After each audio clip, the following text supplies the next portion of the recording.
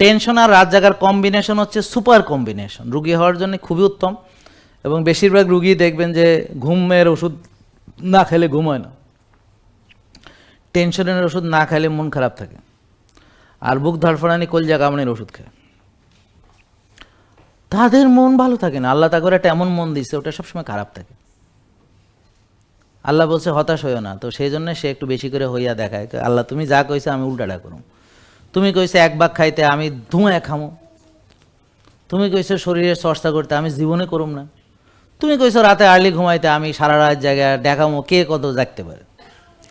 মানে আল্লাহ যা বলবে আপনি তার উল্টাটা করবেন। কারণ আমরা পৃথিবীতে আসছি একটু ইবলিসকে খুশি করার জন্য।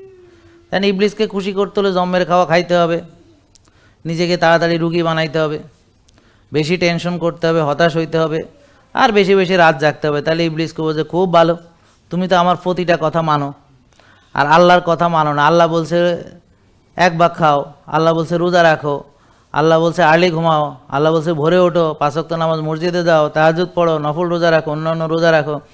হ্যাঁ, রোজার ভিতরে কল্যাণ আছে, হতাশ হয়েও না, শক্তি চর্চা করো, স্বাস্থ্যের যত্ন নাও, শরীরের হক আদায় করো, নিয়ম শৃঙ্খলাভাবে জীবনযাপন করো। তো বিশৃঙ্খলা হচ্ছে শয়তানের সবচেয়ে পছন্দ, কারণ আল্লাহ তাআলা পছন্দ করে শৃঙ্খলা, শয়তান করবে বিশৃঙ্খলা, স্বাভাবিক।